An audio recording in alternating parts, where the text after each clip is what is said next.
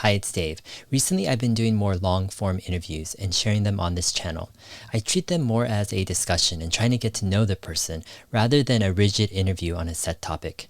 And I personally enjoy these types of interviews for a few reasons. First, it's a real conversation rather than a prepared video. So as a result, I think I can get to know the person better. Our beliefs and approaches might be different or even opposing, but I appreciate genuine and respectful dialogue. Also, it helps me to explore deeper and broader topics in a free-flowing manner.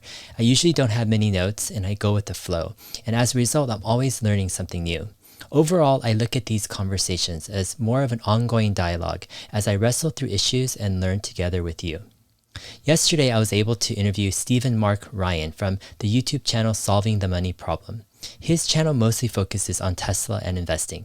In our conversation, we cover a wide range of topics, from YouTube, why he wants to move to the US, what kind of risks he sees for Tesla, and what the future holds. I hope you find this conversation helpful.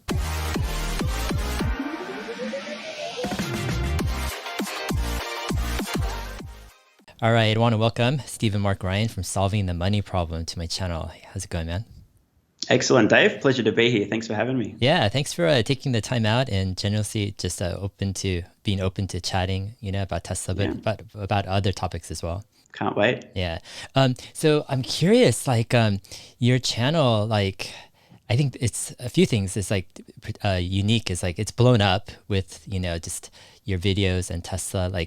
How have you been processing the volume of people who are watching it, and also your impact over the months? Cool question. That's a cracker to open up with.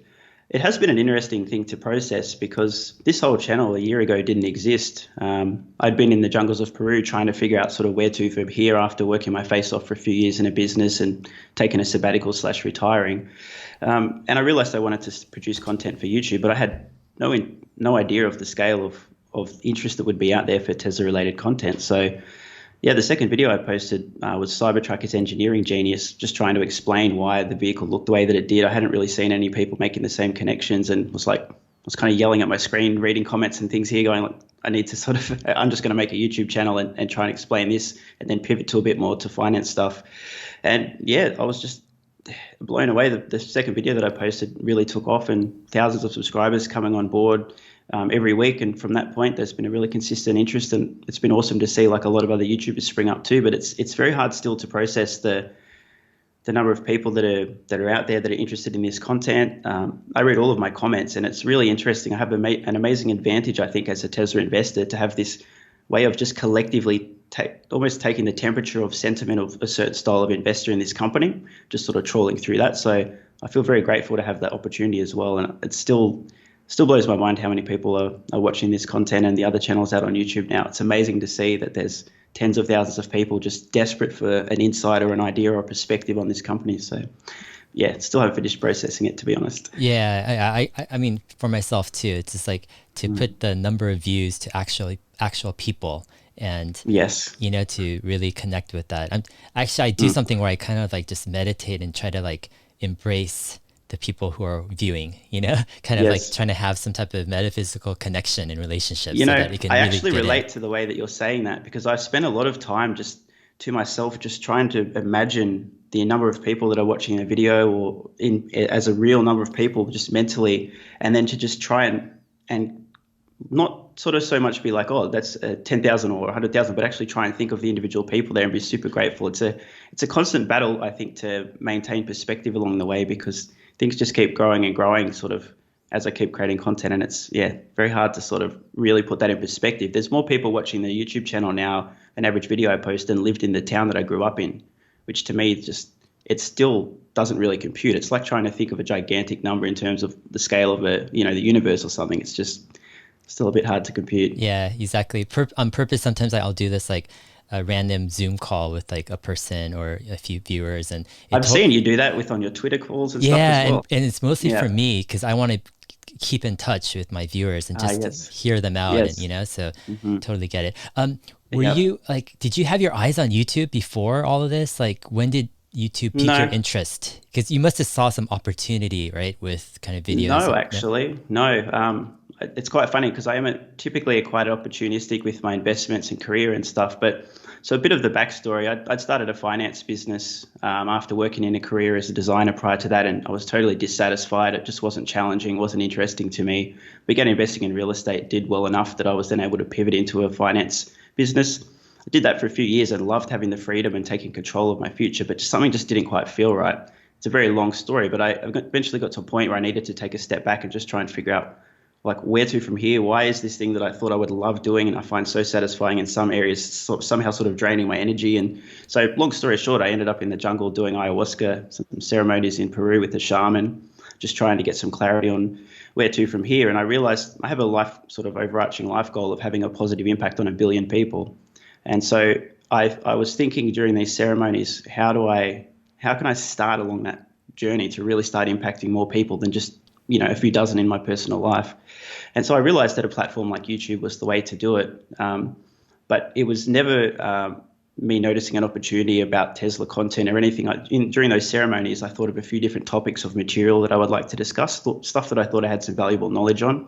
The first channel that I actually did was relating to dating, attraction, relationships, and seduction. A lot of stuff that's quite timeless that I would just use that almost as a practice channel to get good at editing, get used to the YouTube. And once it's done, I've gone through all the topics that can just stay there forever and not need to be updated. Then I just moved on to the Tesla content a little bit after the Cybertruck reveal, and things just sort of went from there. I didn't really expect there'd be anywhere near the level of interest in the content. I honestly had no idea, like, what you would never expect the second video you publish on a channel goes to 1 million views in a few weeks. Mm-hmm. You can't plan for that.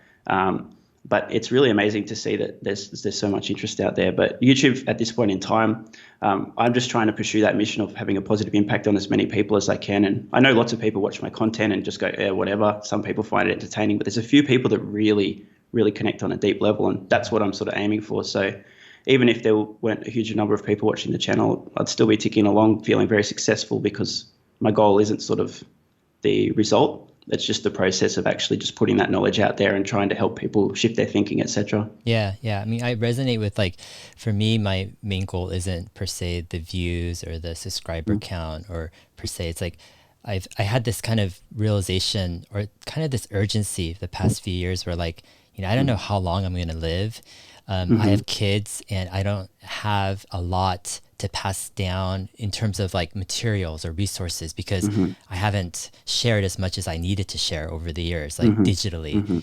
And I'm like, I need to put out stuff to share my values and my perspectives, or else if I'm gone, like, where are they going to get influence from, just like random people. And so that was kind of my big motivation. It's like, I need to get this out for them, but then also other people I think are going to benefit. But I hear you. I mean, so I was curious, like, did you, I guess, refine your video editing skills, like, with that other channel last year? And then, by the time your Cybertruck video came out, probably 150 videos in the first year. Actually, it was less than that. It was maybe 9 months or so that I did that for the dating stuff. And that was basically me going from just completely incompetent and just like a snail's pace to getting used to it. And that helped a lot, not in terms of the quality of editing, but just the speed of the actual process of doing the edits. And I wanted to get better at speaking to camera. I was horrendous. I still have a long way to go, but so that was a great way for me to put some information out there that people wouldn't be too put off by the format, try to get a little bit more polished as well. So it was pretty intentional to sort of get through a lot of material, and I learned by sort of bashing my head into a wall just through brute force and repetition. So that's what I did. Yeah. I noticed like your thumbnails, like, stick out. Was that something like you practiced with your other channel as well? Or does that just come from your design? I stole the design and everything. I have a graphic design background, and I experimented with a few styles until I realized something that I thought didn't look like a turd, for starters, and second was good enough to work. I don't follow best practices with my thumbnails necessarily, but I felt that they're good enough, and having a very consistent brand means that people will recognize my videos without needing to see what channel name is next to the video. Visually, if they've seen a few of my videos, they will make the connection. It's also an easy way for people to leverage views. If they just copy my thumbnail style, they'll immediately get half my audience click their video. Then I'll get a ton of DMs going, hey, this guy's, this happens a lot as well. And that shows the power of having a consistent visual brand, because people can just recognize. That was conscious. I want people to be able to see and go, oh, that's one of his videos. Definitely. Solving the money problem. Like, how did you come up with that name?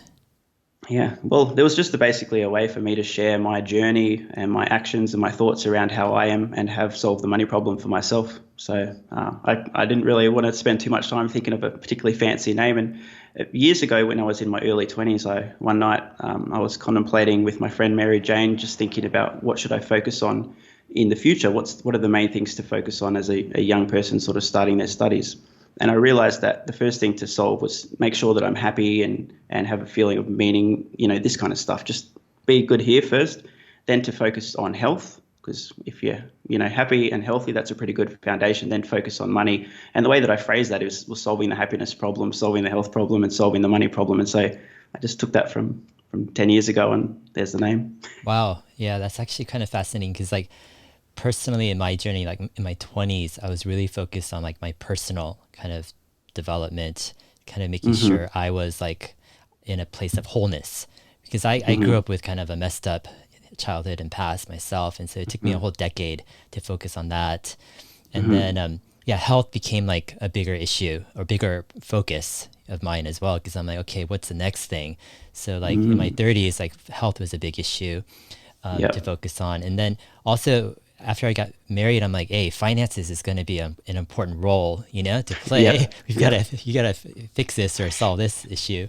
Yeah, Uh-huh. fascinating stuff. How, and a lot of times I think they're interconnected too. It's like, Mm-hmm. you could think, oh, money is separate from, your health or your mind, etc. But in the bigger picture, I think a lot of these issues are so interconnected. They are, yes. Yeah. So I'm curious, going back to where you kind of grew up. I mean, I know you grew up in, Mm. is it Australia? Is it? Australia, yeah. Okay. Like, I'm curious, like, can you describe what your childhood, what your background was like? Yeah, sure. So I grew up in a tiny town, population under 5,000, I think, when I was born there. Spent the first 5 years of my childhood there. I don't have a huge amount of memories from, pre-five. Then moved to a larger city of about 50,000 people. I grew up there in the town. I had awesome parents. They were very supportive and loving. Like I really lucked out with parents, to be honest. I got like they were a 9.5 out of a 10. No one could possibly be perfect, but they really did a great job in raising me and encouraging me. So I grew up like just feeling a lot of love and support at home and socially. I was very curious and interested and a little bit of a troublemaker sometimes as well. I got into a lot of trouble at school, not through misbehavior, but for just social gaffes like correcting teachers in front of the classroom. And I'm on the spectrum, and so this is stuff that I didn't realize. That's probably not a good thing to do, even if you're right. Don't correct a teacher in front, just stuff like that. So I had a lot of those kind of moments throughout my schooling, and I had no idea. I was never diagnosed or anything like that. So for me, I was just like, okay, cool, butting a lot of heads. But that never sort of affected, how I felt about myself or any of my self-confidence either. So I had a very interesting background in terms of school. I was very bored in a lot of classes and just really disinterested because I was very challenged.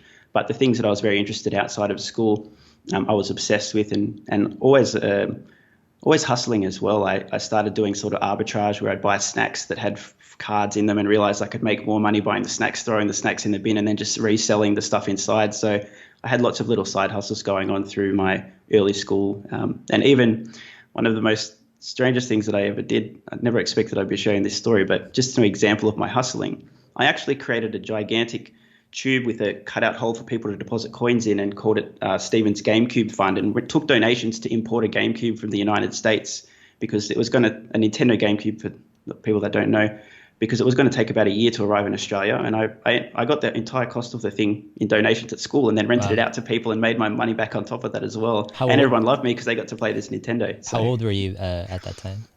gosh, I'm not sure. I think the GameCube came out in about 2001, 2000-ish. So I probably would have been about 15, 14, 15, somewhere around there. But yeah, so I was always doing little sort of hustles on the side as well growing up. And yeah, then I moved out of home when I was 19 years old to study graphic design, moved to Sydney, to a whole new city, and studied there for a few years. Got into the heavy metal scene and started a music website and selling records and tapes and vinyl and merchandise online and lots of music related stuff, doing graphic design and websites for bands, going to live shows, doing reviews, photography, doing some journalism, writing for music interviews, all this kind of stuff. So I've always been somebody that's had a lot of sort of things on the go on the side. I even was a prolific writer of FAQs and walkthroughs for video games in my teenage years while I was in high school as well. Oh wow, interesting. Like So I'm always busy. with the heavy metal stuff, did you get into music like playing at all? Yeah, so this is a great, quick question. I was talking to a friend of mine online one day, and we were basically complaining about how bad the bands were that we were seeing locally at the time. And I literally said to my friend, I'd rather see a really bad cover of a song that I like than the bands that are playing these days. And he goes, why don't we start a band? And I said, dude, I don't know how to play anything. And he's like, that's all right, you can learn. And so we decided I'd do bass and vocals. I bought a bass, and then we played our first show 7 months later. Just doing covers of really bad covers, but of songs people wanted to hear, and had a lot of fun.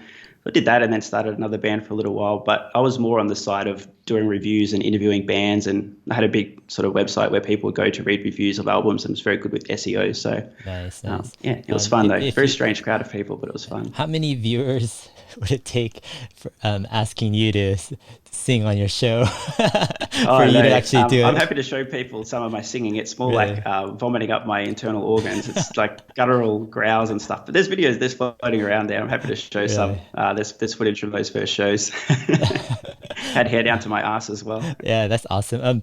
Yeah, like for me personally, like growing up at school, I hated school. It was just like so boring, and all I could think about was like how bad the teachers were in terms of their Uh-huh. teaching and how much they Oh just like yes.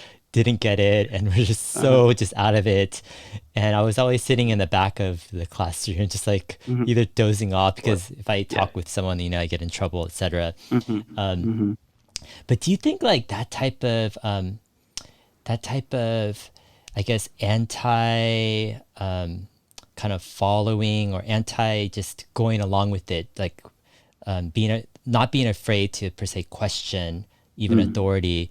Do you think that what kind of role do you think that has to play with investing and finding kind of like big winners when the majority of people in culture are looking at something in a certain way, but you're able to question that and spot out things that other people can't.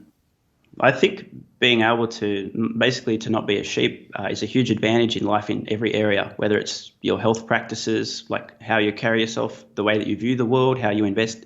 It doesn't matter sort of the area you're talking about. Being able to cut through the noise and really take a critical look at things and question everything and get down to basics is very important. But I think the truth is that for most people, it's too much work, and they don't actually have the will to do the work that's required. But it is a massive advantage because if you can just forget all the noise and push aside what you're hearing and actually just come to your own conclusions, think your way through and draw your own conclusions and be confident in those conclusions because you've gone deep enough to really understand.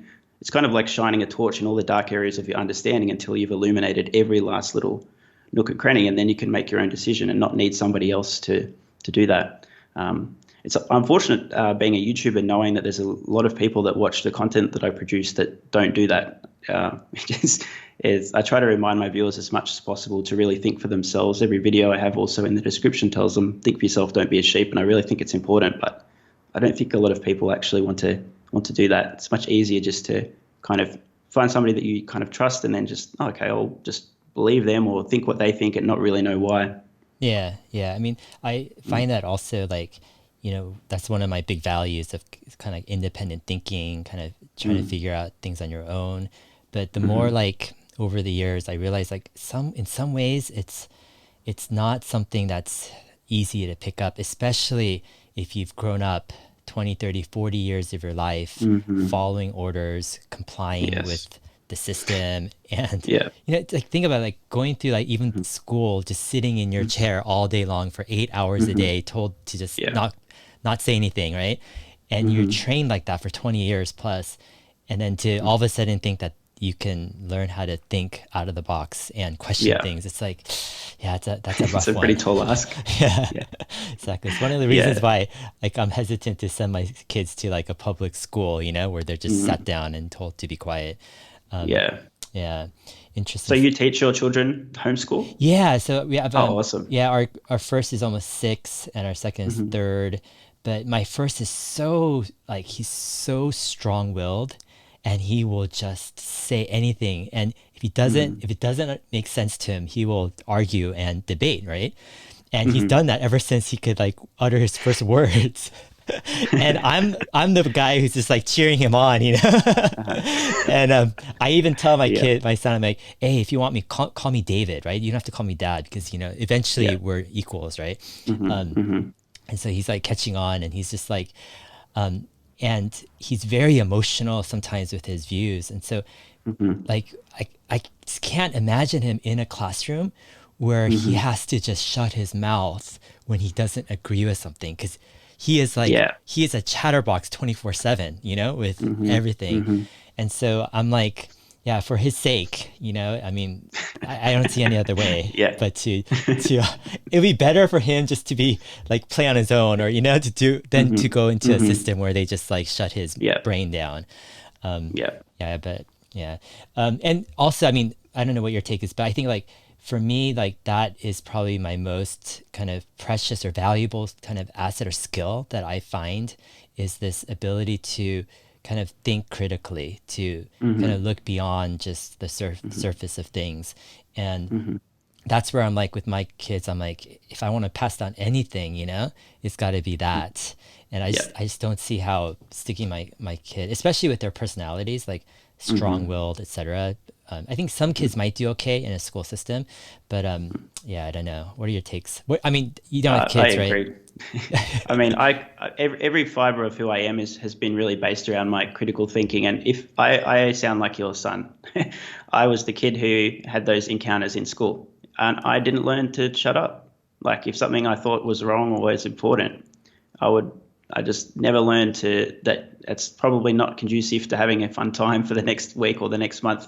But yeah, I was just very strong-willed as well. I'm never one to just like I've done some personality tests recently and found myself in the first and 99th percentile on about half of the personality traits, things like politeness and assertiveness and stuff like that. So, but I think it may not necessarily make you a huge amount of friends or be socially appropriate all the time, but being an independent thinker it's probably the most important thing in my life in terms of being where I am today, and that's in a really positive light. I've been very critical about my health. I don't buy into what I'm told about nutrition. I learn about that stuff myself. Everything. I think it's really important. What's Yeah. I'm curious, what's kind of your take on nutrition and health? Is there any Uh, type of angle you're taking? yeah, probably about 10 years ago or so, I realized that carbohydrates in reasonable quantities were not conducive to a long and healthy life, so I stopped eating them in large quantities. Haven't changed since. There's been a few fatty diets along the way, paleo and keto and stuff that sort of is probably similar to what I'm doing, but I eat a ton of fat, a little bit of meat, and not very many carbohydrates, and that's been the case for a decade. I find it very difficult to maintain a reasonable body mass because my body is just naturally very lean as well. So my only challenge with sort of health and diet is just eating enough food to not be rail thin.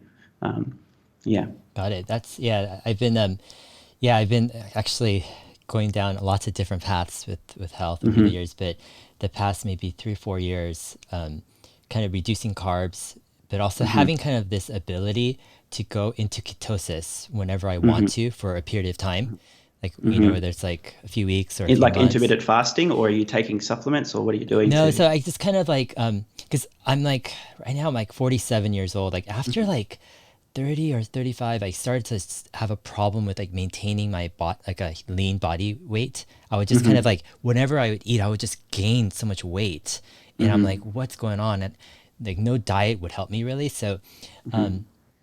but yeah, I think with kind of going low carb and then just kind of like going low carb, getting into ketosis whenever Hmm. I want to, just within a day or two, and then I'll Hmm. stay in there for a good few weeks to a couple months Hmm. until like my Hmm. I feel like my body weight is like where I need it to be.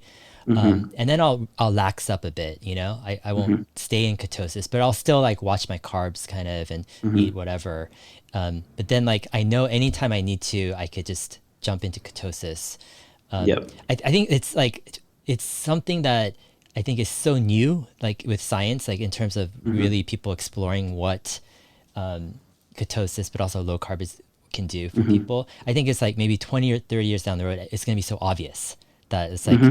like this, Yeah. you know. Well, I mean, all you need to do is just look at our evolutionary history and understand that for the vast majority of like the time that humans have been on, call it 100,000, 250,000 years, we've been primarily sustaining ourselves based on fatty game.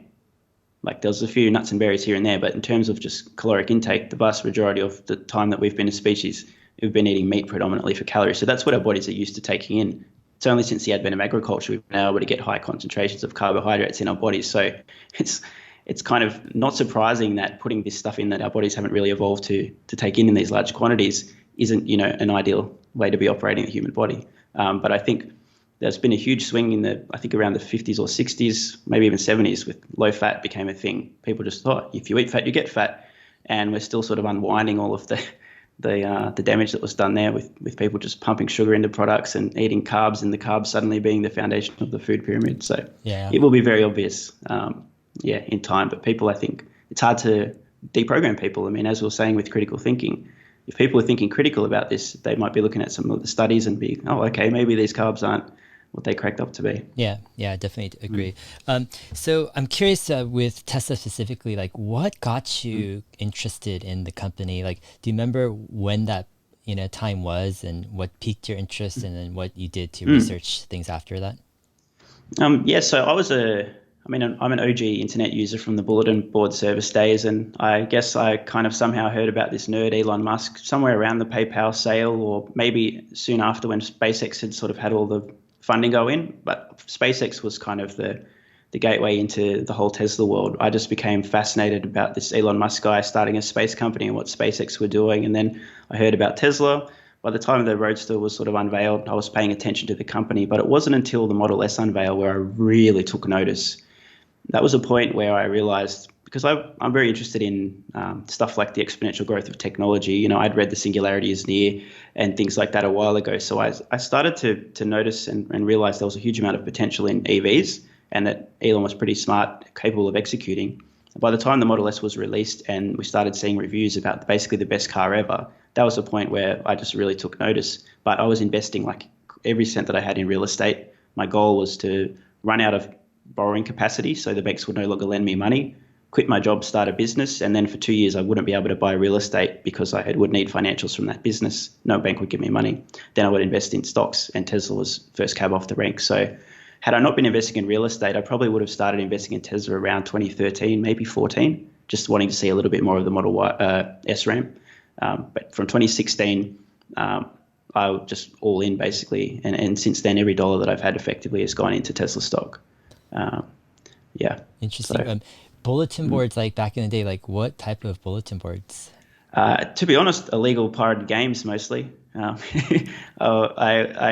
had access in 1993. I think we first had internet access, and I was learning stuff. I remember finding some science-related info and other bits and pieces, and then just games. And 1992. That was back in the day. Like, I mean, yeah. I was young. I grew up with a computer. One of my earliest memories is getting in trouble because my dad had just bought a computer. I was 3 years old. He sat me down in front and told me what it was, and I punched the screen and put a hole in it. And so I've literally sort of grown up using computers, and my dad was like a total IT geek. So we had internet access before it was available in homes publicly in Australia, because he could dial up to his employer and then route the internet to our home computer. So I've been sort of just using it for a pretty long time. And it was hard not to notice Elon back in the days. Yeah, got it. Interesting. Yeah, it's like a lot. What I've noticed is a lot of times these like kind of fringe, kind of like tech geeks and kind of people into science and technology really pick up on certain people that stick out early. And Elon is definitely one of those. Yeah. It's like pretty evident to see what was going on. Fascinating character. With Tesla investing in Tesla, were you able to like check out a Model S or test drive one? I was actually. By the time I invested in Australia, the S and I don't think the X had arrived, but the X arrived maybe a year or two earlier at least. So I'd been in an S as a passenger and a driver, experienced even one of my best memories actually, the very first time that I encountered a Tesla. I'd ordered an Uber, and the guy turns up in a brand new Model S, and I'm like, what just happened? I thought I'd bought an expensive Uber, and I'm like, shit, like I'm a tight ass. I don't want to spend it. And the guy lived close to his job, loved his car, never got to drive it, and just did Uber for fun. And I'm like, dude, I'm a massive Tesla fanboy. Show me like everything. And we just went on this big joyride. And that was just mind blowing, even just to feel how well the car handled. But even without having experienced the product, I still would have found the investment opportunity to be too compelling to ignore. Yeah. What stuck out in terms of the investing kind of potential? Like, what was the biggest thing that you're like, oh my gosh, this is the I reason know why? that the economics and the numbers, it's inevitable that we'll be using EVs in the future. The two most expensive components in the car, the battery and the computer, are both on declining cost curves. Like this was so painfully obvious. It's like even if they're really terrible, it's going to be cheaper and cheaper for them to make their products in the future. There was a million other things going on as well.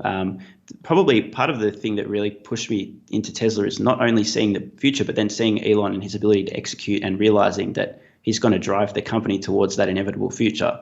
And so they kind of became just too hard to ignore just based on almost those two things alone. Obviously, I looked at everything else, but they were the real driving forces in my decision. Mm-hmm. It's like people still don't seem to understand that the cost of the batteries, which is the most expensive thing in Tesla, they've just revealed how they're going to halve the cost within 3 years, and people aren't getting this. It's like, think about the numbers when it's thousands of dollars less to put the battery in the vehicle. How does anyone compete with something that's already? So yeah, it's just running the numbers forward in time, and it's just like, and Elon's ability to execute, too hard to ignore. Mm-hmm. Got it. When I was watching a few of your videos, this term called super forecasting kind of came to mind. There's this book Okay. called Super Forecasting. I don't really recommend the book per se because I don't think they have the correct take on it, on Mm-hmm. why or how people can super forecast. But the idea is like certain people, and it's kind of more of a rare thing, can actually more accurately forecast kind of the future, let's say 10 years out or something, than Mm. other people. And they're not sure exactly how that happens. But one of the things is they've noticed some of these people have like multidisciplinary backgrounds or something. They're able to Mm-hmm. combine different fields. They have Mm-hmm. some deep understanding, right, on multiple areas. And they somehow use, various skills to be able to Mm-hmm. forecast. And the book doesn't really break it down very well, in my opinion, on how to do that or what it takes. But when I read the book, I'm like, wow, ever since I was a kid I kind of had that natural thing of like, oh, 10 years Mm. down the road, 20 years down the road, Right. this is, I could Yep. see the vision, the picture, right? It's just all the Mm-hmm. pieces come together. And when I watch some of your videos, I'm like, oh, there it is, super Mm. forecasting. Like he just sees the pieces together already, 10 Mm. years down the Right. road. What contributes, do you think, to your ability to see kind of the future clearer Mm. than, maybe some others? Yeah.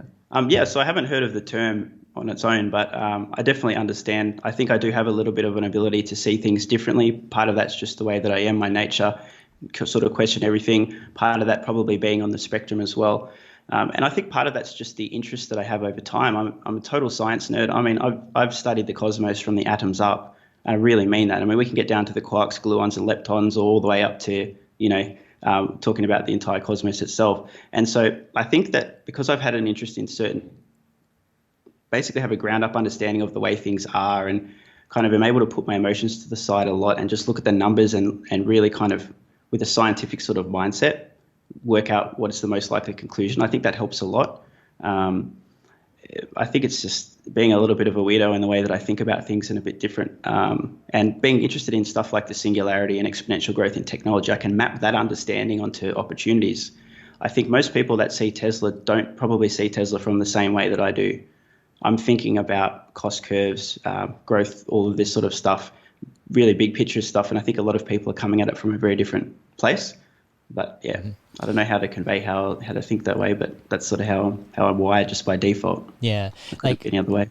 one of the things I noticed, like in my own thinking, is like there are certain trends that are practically inevitable, Hmm. and they're very large and big trends.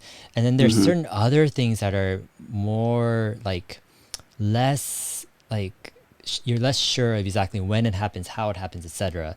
But Hmm. when like I think for a lot of people, it's hard for them to bring in all that information into their brain to let everything coexist with Yeah. different levels of importance and probabilities and Hmm. time frames, right? But I think Mm. for me personally, it's like it just comes naturally where I see, oh, certain trends, AI, it's like Hmm. inevitable Yeah. no brainer, Yeah. it's going to Yep. influence, Yep. impact everything, Everything. everything, Yep. everywhere. The Hmm. internet, right? It's like, oh my gosh, we're still in the early ages, Yep. stages. And so these like longer term, like inevitable trends, they're so profound in Mm. how deep they're going to shake up things.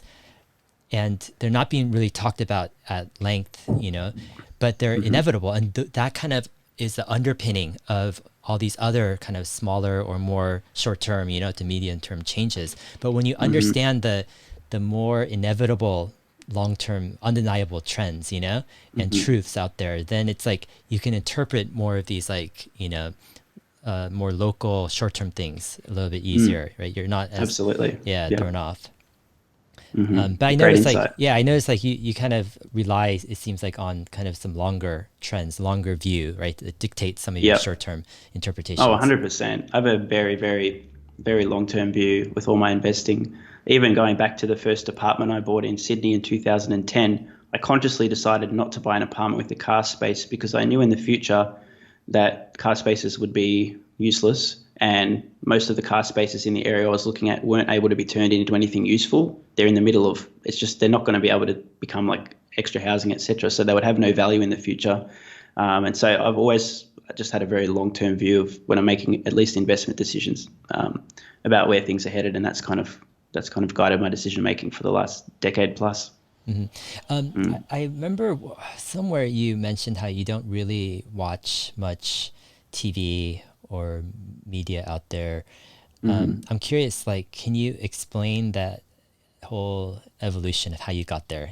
Like what? Yeah, sure, man. So by the time I moved out of home, I just decided I didn't want a television because it was just mostly horse shit that was being fed. And I just thought, I don't want to be spoon-fed my opinions and my information. I'll just go find it. And so I've been using the internet. As I said, I'm an OG internet user. So I've been sourcing the information and the things that I care about, I want to know about, for the last, nearly 2 decades now.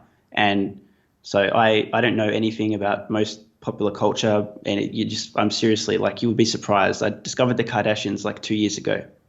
2 years ago, not 10. So that's just kind of a decision that I made because I realized, like, what's the point of getting commercials blasted into my ears that I don't care about and hearing people's opinion when I could just go find information and make my own calls on that.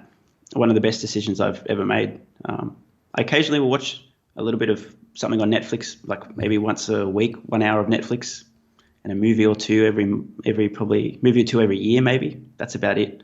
I'm much more interested in learning. That's my form of entertainment is much more learning and gaining knowledge rather than just passively being entertained. It's just sort of the way that I'm wired. Yeah, I mean, it's like fascinating because like it's the exact same thing with me actually. It's like it's pretty much, we are the same person. The longer we talk, the more we're the same person.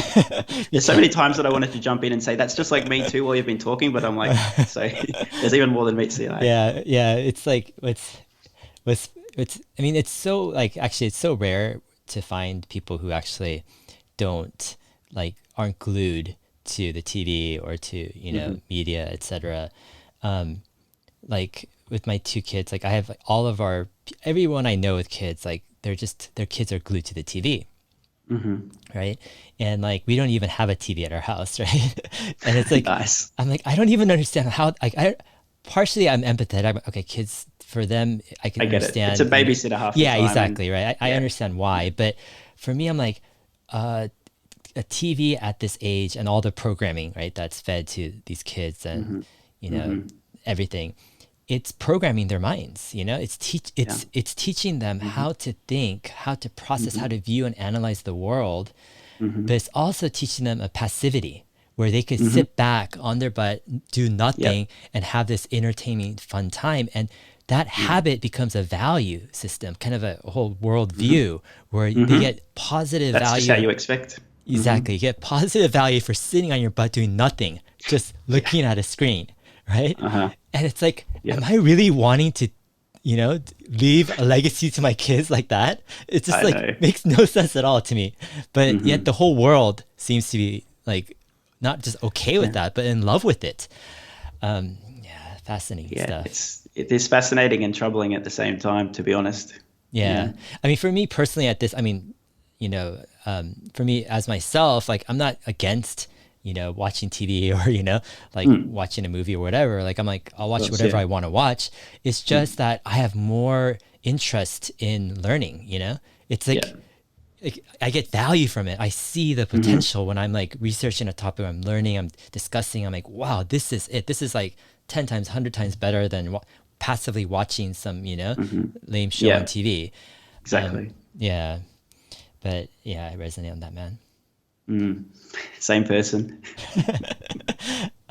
So you don't have kids, right? Right now, No, not no, married. very Okay. conscious decision. I Uh, made this decision probably just after I left home that I'm going to put my head down and just sort my career and my profession out.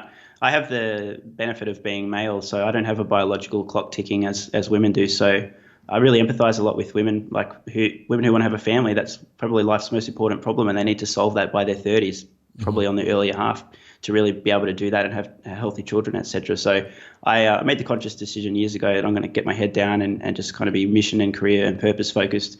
In the future, that may change, but at this point in time, not in a rush. I've decided very consciously. Yeah. Yeah. Do you think like this fascination with TV, with media, passive, entertainment, all this stuff, do you think it's linked at all to the whole education, the institutional education experience where you're taught from very young age to sit down, be quiet, don't, step out of line? I mean, I guess the bigger question at hand is like, is it possible for people to break out of kind of this fixation, with being entertained and this passive whatever thing that's going on? What are your thoughts with all this? I think, I mean, yes, it's possible, but I think people have to want it to be a potential outcome. I think there's a lot of people that are they're on the hamster wheel. They just do what everyone else does, and that they're never going to come up for air and take a look around and go, hang on, should I really be thinking this or doing this or doing exactly what everyone else does? I think there's some people that will never just have that moment of just introspection or, taking a sort of the helicopter view and assessing what they're doing in their lives. So, but there's another subset of people that if the right thing triggers them to sort of break out of the matrix, whether it's an experience or, encountering an idea or something or a person, whatever it is. I think some people, if you shake the tree, something might happen.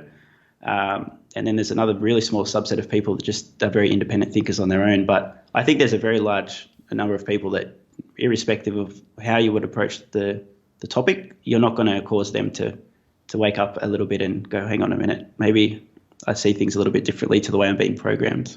What are your thoughts? Do you think that there's gone? Yeah. I mean, that's one of the reasons why, like, with my kids, I actually spend a ton of time with them. Like, they're by far the highest priority, like, of anything, and it's because I'm like, it's such a rare, unique, but powerful and precious skill to be able to think on your own and to learn on your own and to value that. And I'm like, I don't think it comes out that easy for people. I think for certain people, they have a certain personality makeup where they're just Yep. like, they've got some type of like, like, screw the world, I'm like gonna do what I need to do type of attitude. But and I think it comes a bit easier for those type of people. Yep. But I think for others, it's like it really needs to be something learned. They need to see the value of going against the flow. But the appeal that the of like Netflix or whatever gives to people is just like Yeah. it's mind-boggling, right? It's just Yeah. like it's like one of the top priorities in their life. It feels like, and like yeah, it is. Yeah. Yeah, it's tough. I don't know. It is somewhat concerning when you have a whole like almost global society or trend moving to this just fixation, but also not just this fixation on media and entertainment, but then also these like short-term blips and just whatever's trending at the moment. People get they get all excited and into it, and then the next thing there's like this I know. is constant like dopamine cycle, hype Yeah. cycle. And it Yeah. seems like it's as technology and reach is growing, it's just getting more and more intense. Yeah, I don't know. What are your thoughts of that? Well, yeah, I mean, it does trouble me a lot how easily people just kind of get programmed into not thinking for themselves and just being passively entertained and not really thinking about what do I want my life to look like? Who am I? What's important to me? Well, very few people have even set goals for themselves, never even really thought about what they want in life. And to me, I see that as a huge tragedy. But at the same time, like if these people feel happy day to day and fulfilled, then it's okay if there's lots of sheep. I just recognize that I'm not one of them. But it is what it is. Got it. Yeah. I want to ask your opinion on AI. And like, where's all this headed? Let's say 10 or 20 years down the road. Because, in some ways, like 10, 20 years is a long time, but in another angle, 10 or 20 years is like a second, and we're here, we're there, right? Yeah. I mean, like, yeah, what's your take on AI? Well, many years ago, I was adamant that there was nothing to be concerned about with artificial intelligence developing. Had very heated exchanges with my father on the topic, but I've since reversed my position after really going deep, and I have a great deal of concern that there's a whole lot of outcomes that don't end well for us. That it's kind of once you let the cat out of the bag, there's no going home. So I have a great deal of concern that AI may become a existential threat to humanity. It sounds crazy and very alarmist, but I lose a lot of sleep thinking about this, and I'm a very optimistic person. But in either case, 20 years or so, we're approaching the singularity, the point where we just cannot possibly even envision what the world and the future will look like. AI and technology, when we think about like artificial intelligence, nanotech, robotics, everything sort of the convergence of all these technologies, things are going to get very interesting. I think that there's a probability that people like myself and probably you as well, you said you're 47, probably have a chance of living long enough to live forever. Once you get to a certain point, there's kind of longevity, escape velocity, where if medicine and technology are adding more than 1 year of healthy lifespan to the average human every year, in theory, you can just kind of keep riding that wave ad infinitum. So I have a lot of hope that the impact of AI is going to be very transformative in a positive way and help people live longer and healthier, and also just completely change the scope and scale of human consciousness when we're able to sort of merge with artificial intelligence along the lines of Neuralink over time. Just imagine being able to sort of add another layer to your brain and just experience consciousness and other people in a whole other way. So I'm very excited about the future, but it's very hard to predict how it's going to turn out in the long run. But in the short term, over the next 10 years, AI is going to eat everything. Everything's basically going to dematerialize, demonetize too. Most things that we're paying for now are going to become free or close to free. Most of the important things, things like energy, transport, etc. And that's when we're going to enter a period of absolute abundance, where I think people aren't going to need to necessarily work for income anymore. We'll probably all need some form of UBI and some lessons on how to figure out what's your purpose and your passion, and be pursuing that. Yeah, like I was this past week, I had this idea of like, if you just took the S&P 500 and graded each company according to how well they're doing AI in the future. I see where this is going. And how competitive, like how susceptible they are to competition from AI type of companies. And you just filter out these companies, and let's say you just take the top half of the companies that are grading better. Like, it would just seem so obvious that index of the top 250 would do so much better than the S&P 500. It's just like, yeah, just a random thought there. Absolutely. Yeah, with AI, yeah, I mean, in some ways, like, I mean, it's obvious, AI is going to revolutionize practically everything. I think people still haven't grasped like exactly how profound AI, but also the combination of AI with the internet, right, being all constantly connected. Yeah. But also like I still feel like we're still in like the computer revolution as it gets like smaller and smaller into everything, combined with the internet revolution now on top of an AI revolution. And so you're gonna have things that it's just like, unfathomable. Like, for example, you have like drones the size of like tiny pieces, I don't know, something that are able to fly, but they're completely AI, like, solar powered, etc. And that just, I mean, as you said, with health, the possibilities are completely unlimited in terms of absolutely. I think one of the issues with health is there's so much unknown with the body right now, like what inputs change the body's functions, and we don't really have a great way to figure all that out right now. But I think with AI, that's where AI will help. Exactly, it just will be able to figure out exactly how the body is reacting and functioning to every input, which is going to ultimately unleash, the greatest amount of discoveries for health ever in the history of mankind. 100%. I mean, at the end of the day, our health is really just related to the software that's running our biology. Once we understand the software, we've got a reasonable understanding of the hardware, but once we've got that solved, AI will help. I mean, we can reprogram our own DNA, and basically and even just talking about technology too, we're not that far off from having nanobots that could be at a 1-to-1 ratio with every cell inside our body. We could take a pill full of nanobots, and then suddenly now we've got one-on-one cell monitoring in a body. If there needs to be some repair done, you can repair anything. Next minute we're living forever, and we're not that far away from this being technologically possible. Mm-hmm. Yeah, I want to explore this other side of, let's call it the dark side of technology and the internet, and let's say AI. Like looking back, let's say 50 or 100 years with technology, in a lot of ways it's helped, people in society, get information faster, exchange goods and services better, etc. But in some other ways, it's, caused some, for example, nations of the world to have the ability and the power to be able to destroy themselves, right? Destroy the whole world many times over, right? That's with, technology like nuclear weapons. And so it's like going forward, like what's going to stop the government from using technology, the internet and AI to continue to expand their power, their reach of influence and surveillance, and combine that with this historical kind of desire and precedent for humans to gravitate to governments, putting themselves under in exchange for safety, right, and security. Like how is this going to be positive? Like, I'm just, like as an optimist, like shed some light on this. Yeah. Look, as an optimist, I have thought about this. Maybe I'm a little bit deluded in having faith in humanity over the long run. I think the way that I sort of think of just humans in general is it's like we're evolving as a species, and we have a lot of teething pains that we're going through right now. We have vestiges of the past. We've moved past a lot of that, and we're still progressing in the right direction. I think ultimately the end goal is that people are kind and care about one another and think independently, and we don't have centralized government. We're just at a point where we don't need to be told what to do.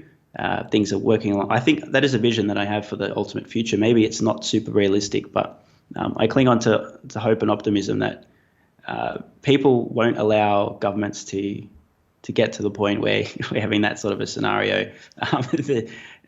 But it may happen. Like, honestly, I don't know. I'll certainly be one of the loud voices trying to coerce people into not giving up their freedoms and stuff. But I don't know, man. It may not end too well. It's hard to really know how things pan out. Yeah, that's one of the things that keeps me up at night, actually. It's just, I don't see how technology and AI is not going to be like abused in the power of governments. Over time. It's still a long game, meaning it's not like within the next 5 years or 10 years per se that we're going to see this, crazy kind of realization of everything. But because like AI, it's like, it's so in the beginning stages, right? It's just so much in the infancy that like, and as it grows exponentially in terms of its effectiveness and its ability to do things, it's like there'll be a certain time where it just like reaches a tipping point, and it's just so powerful that, I'm afraid that, I don't know how things are going to work out, but I might lose some more sleep tonight thinking about that. All right. So I want to move on to like a lot of people have asked me. I asked some Twitter followers to ask what they're interested in me asking you, and one of the big things was kind of like, how do you see Tesla's risks? Like, what is their biggest risk going forward? Is there anything that could happen that, let's say, would make you would cause you to want to sell your Tesla shares or to pull back at all? Like, is there any scenarios that you see, on that line?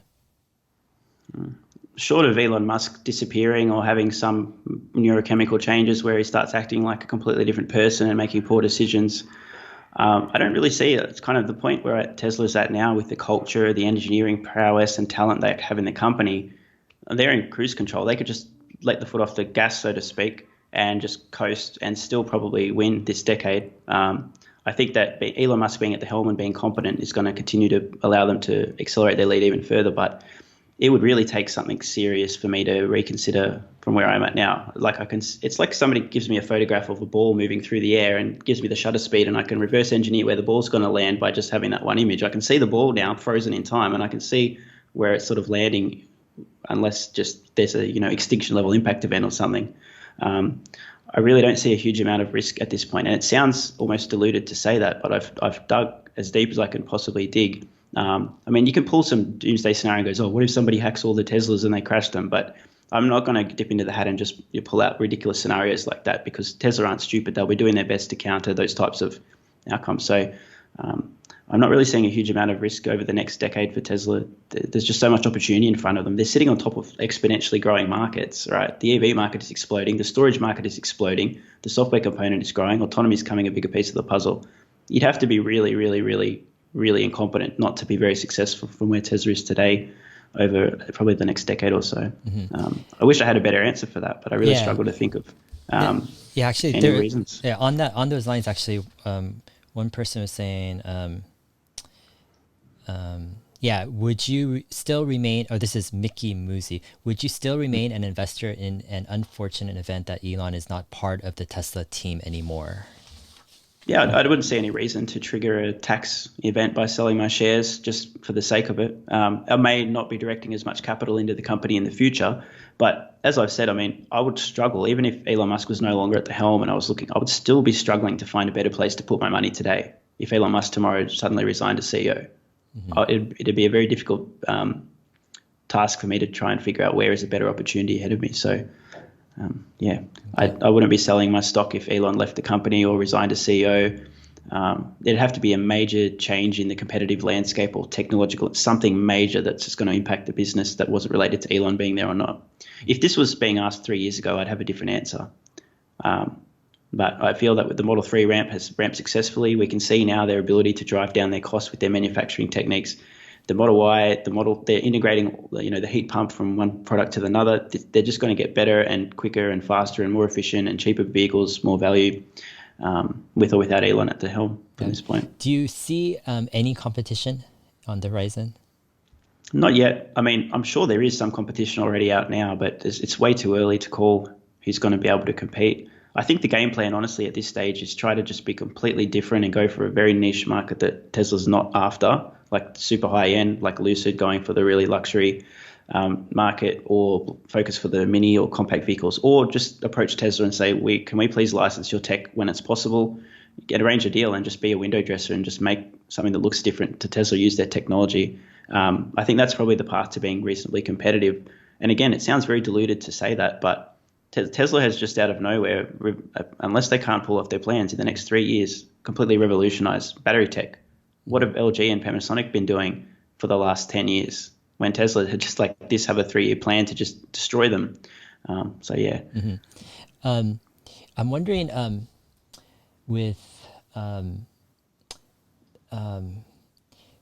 all these other, let's say, battery makers, but also, let's say, auto manufacturers out there, I mean, one of my issues is, I guess, with Tesla is there's a good part of, like, there's so many competitive advantages, right? For example, they have battery tech, they have autonomy, then they have the actual manufacturing of the vehicles, but then they have the whole ecosystem, right, of the superchargers and stores, and then they have their whole vertical integration. So in some ways, like, I'm wondering with the licensing of tech, like, does that, I have a hard time making sense that that would actually be profitable or work when you license Tesla's tech, but you have to compete against them. Like, it would make sense if you license their tech for a non-competing product. Let's say Tesla says, "Oh, we're not going to." The way that I see it playing out is like the only way these companies don't go bankrupt is they license tech from Tesla, or they're out of business. Tesla's that far ahead, and they're moving that fast that it's not going to be possible to compete with Tesla using your own tech and trying to out-engineer them, in my opinion. I think people are going to have to be reliant on brand loyalty and a point of difference in terms of aesthetic or style or function. That's probably going to be the only way to compete. I know it sounds crazy, but it's like Tesla's probably not going to want to put these companies out of business, because I think Elon Musk at some point is going to have to make the decision. Do I let these companies go out of business, or do I try and help get more vehicles out there that are going to transition us away from fossil fuels and just help them out a little bit? because otherwise we just killed the whole auto industry and there's a problem. Like, Sure. I've never seen anything like this in terms of how far ahead they are on the tech. Yeah, because Like, like in my brain, I'm like, okay, if Tesla can license their technology for, let's say, a golf cart, or let's mm, say a bulldozer, or hmm something just random that's like, you yeah, know, that doesn't, they're not going to ever get into, or they don't want to. It's just a too hmm small of a market, right?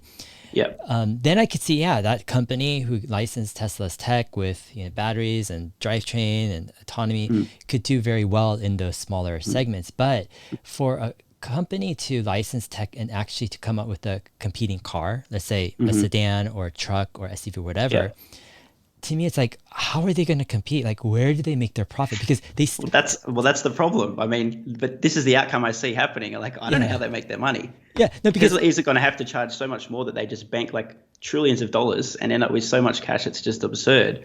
Or these companies are just going to be like making minimal margins and just scraping by. yeah, because I mean, these companies, if you license Tesla's tech, you have to sell your car for cheaper than Tesla, because Tesla will have the obvious brand advantage. But Yeah. if you sell it for cheaper than Tesla, then you're going to make a lot less money than Tesla. But hmm are you even going to make money? Because Tesla is so ruthless with the whole vertical supply chain, with, you know, their hmm whole, you know, manufacturing. Like, are you really going to be able to compete with Tesla's machine that makes a machine that makes a machine? It's like, is there any And hope? and this is why I'm all in on Tesla. It's like, Yeah. I've thought about this. Okay, this isn't the first time I've run through this scenario. It's like I've never seen anything like how far ahead Tesla is and how much further ahead they're going to get and the momentum they have. Hmm. I really struggle to see a way that anybody can catch Tesla. Yeah. It sounds like hyperbole, but it's not. I really cannot see a way. I cannot envision a path for anybody to get in front of Tesla in terms of the battery technology and the manufacturing tech. Manufacturing, maybe if somebody really had their head down for 5, 7 years, they'll outrun Tesla if that was their only focus. Yeah. But that's not the most important thing to be focused on. Yeah, So I mean, like, licensing Tesla's tech, to me, it feels like it's like a cruel joke for the yeah, other auto well, manufacturers. like buying the credits off Tesla now. It's Exactly, like the competitors are literally paying Tesla to build their exactly. factories and put them out of business. Yeah, because It's like, like, yeah, exactly. I mean, with licensing Tesla's tech, it's like a person's dying in the desert, and you're like, here's a drop of water, yeah, to soothe your pain yeah, for just like a little bit, but they're dying in the yeah, desert, you know? It's yeah, like, yeah. yeah, yeah, it's interesting. Mm. With Robotaxi, how do you think this rollout's going to happen? Like, are you um, optimistic that it's going to happen like next year in terms of actually like Robotaxis without a driver that's like, you know, carrying Mm. people, you know, paying customers in taxis around? Like, does this happen next year? Or are you kind of more leaning on the conservative side? Like, it's going to take a while. What's your take? Well, the unknown unknowns are the real hard part to guess because if there's one obstacle that causes the full self driving to get stuck for 6 or 12 months, the whole timeline goes out. But I think that the way that the rollout's going to work is likely going to be very localized areas initially. You might get a city or a county, then eventually a state that might approve. But I don't know how long that takes. It's probably going to be a case. I think Tesla said that they want it to be like 5 or 10 times safer than a human driver before they're confident to have people, not sort of monitoring the thing. If I'm guessing, I think my best guess is probably 22, 23, where there'll be the first robotaxi deployment somewhere on Earth, and possibly China might be one of the first candidates. I think the governments there, the officials generally are very rational and reasonable when making decisions. So I think it's far less likely that regulators are going to like, oh my God, people are going to die. You can't have cars driving themselves. So that may actually be one of the first markets that Tesla gets the all clear. But I think once the service is up and demonstrated as being relatively safe, very safe in the first place, it's not going to take that long before the service sort of spreads. Hmm. But it's very hard to know on timing because if they hit an obstacle, it could really blow out the timeline. But we seem to be very close at this point. I'm seeing the people with full self-driving now are reporting bugs and they're being corrected. They're revisiting the same areas and the changes are happening. So once this new release gets out into the wild, I think that we're going to see enormous progress. Hmm. Do you Yeah. think there will be another type of shift in people's view on Tesla as a company with Robotaxi? Like, for example, Mm. after the whole Model 3 kind of successfully ramped and then Tesla started to become profitable like quarter after quarter, the whole public perception and investor perception and market perception shifted, where it's like they no longer are focusing necessarily on on the negatives of Tesla, right? But they're like, whoa, this company is like destined to become, the largest automaker, or already is by market cap. But do you think with Robotaxi, once it starts rolling out, will there be like another shift in kind of perception from the public, but also investors saying, whoa, this is not a car company anymore. This is something else. I think that there will be a shift, but it may not be as sudden as you might sort of intuit. Given that the full self-driving, I expect the network's going to very slowly release in small areas initially. I don't think there's just going to be one moment where suddenly every Tesla overnight is now a Robotaxi, and then everyone goes, oh, the autonomy thing, holy crap, this company's just not even what I thought it was. But I think that that's going to start people's perception shifting as well. I think the stock at the moment's got it's factoring in a lot of future success, but I don't think most people believe autonomy is around the corner. And I don't think most people believe how important it's going to be. And I don't think most people understand the scale of the opportunity. Like when the economics are there and it's costing you a tenth as much to buy your own car versus use the autonomous network, people who make decisions, from a fairly logical place, which is not everybody, are not going to want to buy a new vehicle anymore. And Tesla's just going to be printing so much money. It's truly absurd. But it may take the market a while to realize this, even though Tesla's been telling us what their plan is, and you can look the size of their network, you can do some numbers and figure out what it looks like. I think it's still going to take a while for the market to really get it once they start releasing the Robotaxis. But eventually everyone's going to see Tesla as something totally different, like a transport/entertainment company, probably. You'll have infotainment in the Robotaxis, and that's how we'll be getting around. Got it. I'm wondering, like, back when, let's say, Tesla was 200 or so, just a year and a half ago, and then fast forward to, just a year later, then Tesla's like going through the roof. And as Tesla is like going up and you see your portfolio just increase, let's say radically, to new heights, and you're like, whoa, what's going on here? And it goes from $200 to $2,000. Most people would be like, whoa, I need to cash out, at least something here, or take half off the table, let half run, with house money or something. Yeah. But what was going through your mind, and what kind of, motivated you, or what was your reasoning to say, hey, I'm putting more money in? I have a long-term view of where the company's going to end up, and we're nowhere near it. I mean, I've been saying to friends, I had a lot of messages after Tesla stock went on a pretty strong run. Should I sell? Are you selling? Rah, rah, rah. I'm just, every reply, it's still early, or it's day one. I mean, the stock price I felt was just extraordinarily artificially suppressed for such a long time. For 5 years, it did nothing. It just went sideways. So I knew the stock was way undervalued at that point in time anyway. So when the stock started moving, I'm like, well, I guess it was going to happen eventually. This is what's going on. And I had a plan. Like, I'm not going to sell any of the Tesla stock until at least 2030. So it didn't really make a difference to me. I was kind of, to be honest, I was a little bit upset and pissed that the stock moved so fast, because I've been trying to buy as much as I could. I started the channel to share with everybody the opportunity, and I wasn't expecting that 6 months later it'd feel like go up 10x. I thought I'd have a little bit more time to explain, here's my thesis on Tesla, and here's why the stock's way undervalued, and next minute. So to be honest, my reaction to that wasn't like, yay, it's going up. I'm like, I want to buy more. Got it. It hurts a little bit more to pay 10 times. Exactly. But I still am. Yeah. It's definitely. And painful. you bought in the 30s, didn't you? Yeah. So pre-split. So it's like, I was free splits. So it's $6. Like, I have this charitable giving account where I transfer shares on some regular basis, but I was doing it last week, and I had to put down like cost basis $6, 4 cents. Yeah. I'm like, what's going on? It's so crazy. Ridiculous. Do you think one of your advantages, I won't say advantages, but one of the things that helped you to hold on to Tesla throughout this ride up is perhaps, now this is just, insinuation, but perhaps you're not really afraid of losing your money, your portfolio money. Meaning, there's absolutely no fear associated with my investments. So, meaning, even if things happen that you just didn't, forecast or consider, and let's say your shares went to zero, you'd be fine, and you would find another way to, 100%. get up and make more money and do your thing.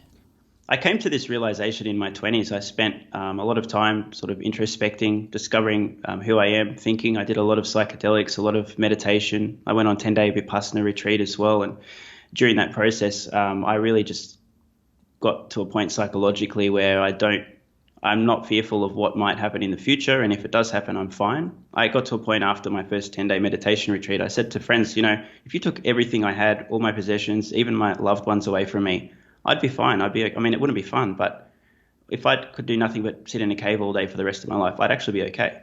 I might have a great time. I'd be doing mindfulness meditation and exploring and just going super deep and basically become, pseudo Buddha type of all I would do. I'd actually be finding that outcome. The use of psychedelics really helped me to detach the philosophy of spending and happiness. And so for the last decade or so, I have had no fear of getting to a position financially where I don't have what I want. And I also have a lot of self-confidence that if I need to generate income or solve a problem, I can solve it. I just have that obnoxious level of self-confidence, to be honest. Mm-hmm. Many people who watch the channel will have noticed. And so, I don't have any fear about the what if, and that allows me to make decisions and have confidence in them. I back myself, and if it doesn't work out, that's okay. I'll just solve another problem. I'll just do something else.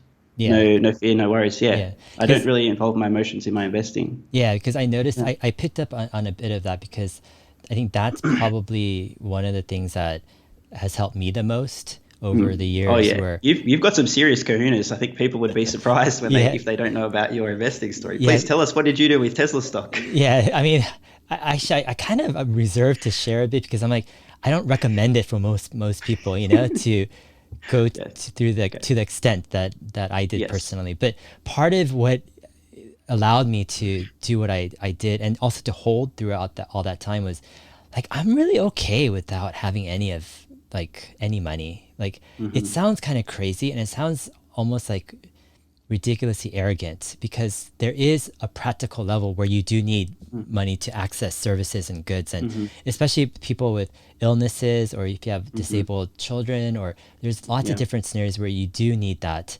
And I completely acknowledge that, but it's combined with this thing of, one is like, I'm happy with little, like, I don't have to have a fat house or all this stuff around. In fact, I find like a lot more happiness in like some simplicity, without the craziness, everything.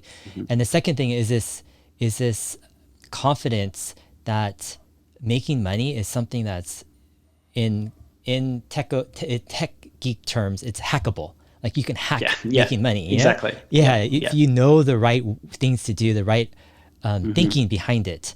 Money is something that you can use creativity, you use, hustle, hard work, and you create value, and you keep on trying and trying and trying, and you can hack, right? And as long as like you don't have these crazy like debt payments or mistakes or different things are working against you, you have the time, right? If you have the time and some safety, you can hack making money.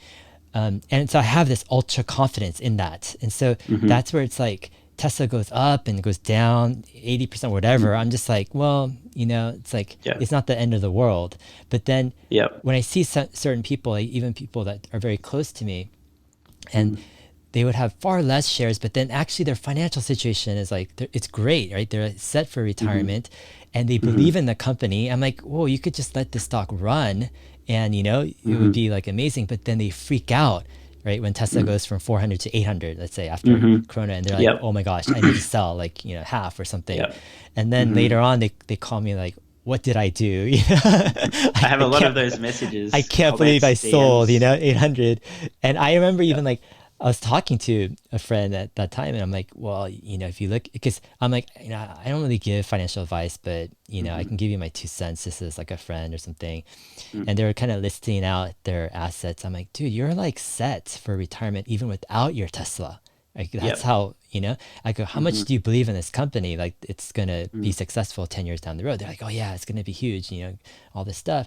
And I'm like, so why are you trying to like liquidate half right now? Like, and he's like, well, because it's going to go down. I'm sure it's going to go down, and I'm ready like double, triple my money, right? I'm like, really? You're that sure, that confident? I'm like, it's like, and a lot of it, I could feel that the sense of fear, it's connected to this, like almost like this beyond rationale. It's like this, my life is in danger almost, Yeah. kind of like, Yeah.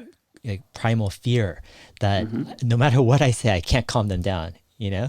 and They're almost in fight or flight mode. exactly. Yeah. Yeah. But yeah, I noticed like from over the years, like there's so much psychologically that is intertwined with investing, the ability not just to spot something, but to actually buy it and then to hold on to it. And Yeah. on a certain level, the ability to be somewhat detached from the actual outcome and the actual outcome of the outcome, meaning, okay, this stock goes up 10 times and then you're able to buy this beach house Yeah. or something, like to detach Yeah. yourself from that, it gives you this kind of superpower that it's just not common, with investing. Like, so people are so into diversification, like saving everything, preserving, they can't lose it, Yeah. right? But yeah, I just yeah, some of your thoughts kind of make me think about that stuff. Yeah, well, I got a great lesson in human psychology when the pandemic happened. I'd been posting videos for months and I saw so many comments and I was just, this is not going to age well. But okay, I replied to everybody too. Come back in 5 months, let's chat. And I got a lot of people have come back actually after all this. I'm like, holy shit, dude, you're right. I'm like, I'm such an idiot, So Exactly. I was just seeing this process happen. And I'm like, well, that's when the fight or flight sort of response was going, and people were just making crazy decisions. Yeah. Um, Yeah, yeah. I got some comments of like when the stock went up to 900 and then coronavirus hit and it started to tank and it's down to 400 and like, Dave, you're an idiot. You should have Uh-huh. sold because Uh-huh. it's, I had it's many of all those this too. stuff like, Yeah. and then yeah, and it's like yeah, it's and then all those voices go away a few months later after it's past 800, Yep. and then you hear some Yep. voices saying, "Oh, I regret selling," down there. Yeah, Yeah. fascinating stuff. Mm. Yeah, I'm curious, in terms of your YouTube channel, how do you see this? Where do you see this going? Do you have some long-term goals, like two, three Yeah, I do years, 5 years actually. down the Yeah. road? Yeah. Yeah. So the goal at this point in time is, I mean, I'm covering as much Tesla stuff as I can. Some people, it's almost like I do the channel for me more than really anybody else, just to share my thinking and almost like an archive of what I did and what I was thinking through my investment journey. Much like you were saying, have something for your kids. Just the idea of getting my thinking out is the main driving force. But there's a lot of stuff that I'd like to sort of diversify into more relating to investment and personal finance and ultimately the psychology of investing as well. At this point in time, I'm just like, I don't have enough time in the day to really sort of to spread out into that stuff. But long term, I see the channel sort of diversifying. I'll still be doing Tesla content, of course, but really want to help people a little bit more with just managing money and thinking the right way about investing and the psychology behind, so they're making better decisions and, not panic selling, earlier this year, that kind of thing. Yeah. Do you think your investment in YouTube is like a bigger investment than and greater value than your investment in Tesla?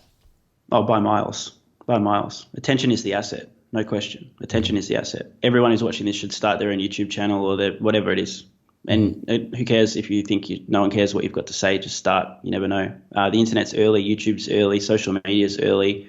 I haven't really, I mean, there's a million ways in the future to potentially leverage the YouTube channel into other projects and stuff, just having built an audience as well. But I think people really underestimate the opportunity there. I definitely would say so. There's far more value long term in the YouTube. When did that click for you? You're like, whoa, this YouTube is much bigger than my Tesla investment. I don't know exactly when I had that realization. It might have been gradual, but it's been very clear. I mean, I'm not sort of oblivious to the fact that half the world still doesn't have internet access, and they will by the end of the decade. A few more YouTube viewers will be popping up. There's just so much growth. I've also paid attention to sort of seeing channels growing over time and going, holy crap, I remember watching this person at 50,000 subscribers. It's now at 2 million. Like, what just happened? So I realized that there's a lot of potential there. But as I said, when I started the channel, I never expected to really reach a wide audience. I was just doing it. But now that I've seen what's available, it's like, goodness me, this is pretty crazy. I'm actually trying. It's funny because I've shifted my content. I pivoted a little bit more towards reaction videos.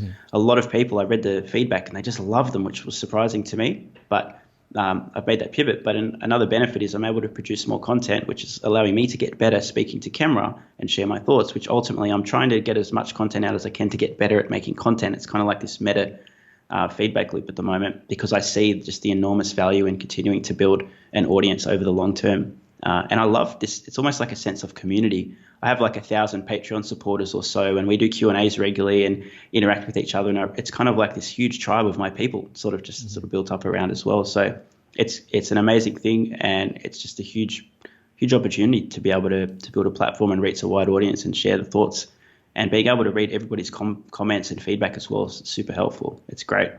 Yeah, I mean, it's amazing. Like, I think YouTube is just like massive phenomenon. It's still early innings. YouTube. It's very, very early. It's very early. Yeah, and it's pretty obvious, like, the power that YouTube or media broadcasting has and stuff. I'm kind of a little bit hesitant, like, in terms of just telling people everyone needs to, or should do YouTube, just because, like, I also see the flip side a bit, where I'm like, a lot of people don't know what they're talking about, and sure, they might know on their subject matter, but like, I know what you're saying, on like their values or their bigger issues, and then like on their paradigm of life and the world and why they live and where they're headed and all this stuff. A lot of people tend to be narrow-minded, and like, and you get an outsized amount of influence through YouTube, I think. And so it seems like if you can talk about some topic well, and you get followers, and you get this access to talk about other topics in their life, and it just, like, I encourage people who like really understand, like, clearly, like, what they're doing, what they stand for, and they clearly, and those thoughts like are going to have a lasting positive impact in people's lives, then by all means go for it. But there's like, that to me is like more rare than common. It's true. But I think that most people, there'll be exceptions, but I think most people, if they don't share something of value, they're not going to have an audience. And there'll be some people with some crazy ideas that might gain following, but I think overall the market's going to work itself out with YouTube. I love for people to start building an audience, and if it doesn't work out, then that's okay. It didn't work out. Yeah.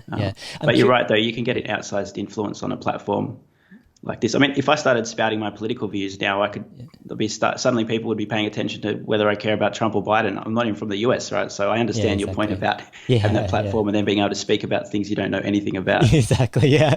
Like, imagine if you were just talking. The US election, like, what's going on? But let's say you didn't even read or know anything about it, and you started like, well, anyways, you actually could be more correct than other people, actually, even with that. I'm curious though, with like your transition from B-roll type of videos that you were doing, mostly narrator audio, like to reaction, like with the B-roll videos, like how long did those take for you to make? Oh, forever. I found, so basically those videos, there was only ever going to be a finite amount of the scripted B-roll videos, because there's only one video you're going to make about the Tesla Semi and the Model Y and the Cybertruck and rah, rah, rah. So over the long term, this was an eventual transition that would happen regardless. But to write those videos would take me initially an entire day to write the script, like a full day. And then I'd be so energetically drained that it'd be very hard to record and edit the next day, which I would do. But that'd be 2 days, and then I'd need a day to recover. It just killed me. I think that's something to do with being on the spectrum. It's just the way I have like a tiny cup of energy every day rather than a gigantic bucket. And those videos wiped me out. But I did them as fast as I possibly could, as many as I could. And the recording and editing process was 2 days plus a day of recovery pretty much for each of those.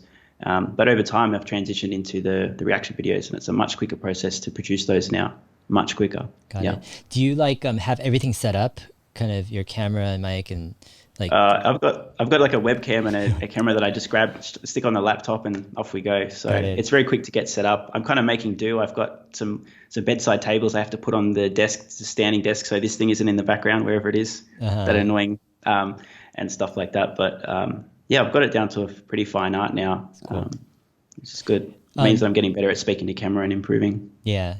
How many hours are you doing this per day? Like, what's your daily kind of like schedule routine? Pretty much all I do is this. I mean, I'm not creating videos all day, but if I'm not creating content, I'm reading comments, replying, reading DMs, creating a Patreon Q&A. Like before we spoke today, I recorded a YouTube Q&A for my members, a Patreon Q&A for my patrons as well, and I produced one video today. I'm pretty much working 24/7 because I was backpacking in South America before the pandemic arrived in Argentina, started the channel. Next minute, the channel blew up, and I'm like, well, looks like I'm going to be staying here for a little bit because I'm not going to stop this, this thing that I've created. And then there was a border closures for like 6 months in Argentina, so I couldn't leave. And I'm like, great, I'm just going to stick my head down. And I've got into a routine where everything else has gone out of my life. I mean, I saw a friend yesterday. Like, I'm not like literally doing nothing but making YouTube videos, but almost. I was doing a lot of traveling previously, dating a bunch of different women here, non-exclusively as well, and seeing them hanging out. But once the pandemic hit, I was like, this is actually, it kind of sounds bad, but I was excited about the opportunity to just knuckle down and really focus. So I'm pretty much spending my entire day creating content, researching, watching comments, etc., all day, every day. That's literally it. Very boring. I plan actually to leave Argentina. The borders have now reopened. So early next year, I'm going to go to the US for three months. I'm planning to move to Austin over the long term. So I'll probably spend some time there checking out the area, then head back to Australia. But at this point in time, my life is literally create content, eat, sleep, repeat. Yeah. Yeah, I hear you, man. I mean, it's like, when you see kind of, I guess it's multiple faceted, like you see opportunity, but you see also you're growing, with your skills and your abilities, all this stuff.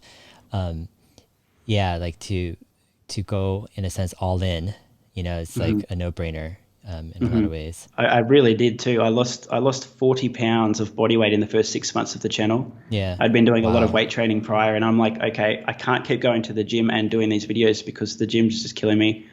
That's how extreme I am when I focus on stuff. Yeah. So I'm in one of those laser-like focus moments now on the YouTube channel. Yeah. I think one of my biggest challenges is just like, I've always had this thing where I just like cap my work at a certain time because like I just I don't know, I think I value like kind of this for my own sanity, and health, this ability to, I guess, have something different going on. And so that's always been kind of my challenge, where it's like, this past summer we did this 3-month RV trip, and I saw a lot of that. Yeah, I knew like I wouldn't be able to produce many YouTube videos, but I'm like, if I compare YouTube, it's a great opportunity. I can help people there, but I've got to do what I got to do. My kids like. We got your young kids and family. Yeah, it's like exactly. Totally different. I mean, if I was in your shoes and had family, I definitely wouldn't be neglecting them to be making quite so much content. But I'm in a great situation now too, where I can just knuckle right down. Yeah. If I was single and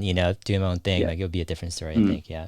I should also add that like I went on sabbatical / retired in 2018 and did literally nothing except go out on dates at night for like 6 or 12 months almost. So I'm ready now to. Got it. We're gone from almost doing nothing productive to nothing but productive. Got it.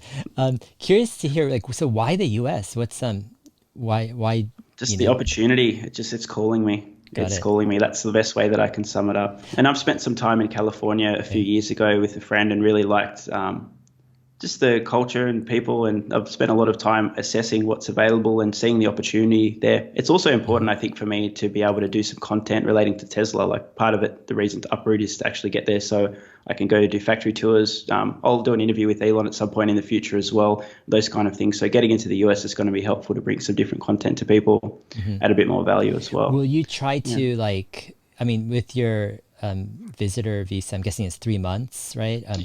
Visa free, but will you go in and out, or will you try to get like a longer? I will go in and out, but I'm planning to get a green card or whatever it's called. So long term, I want to become a permanent resident in the US. Got it.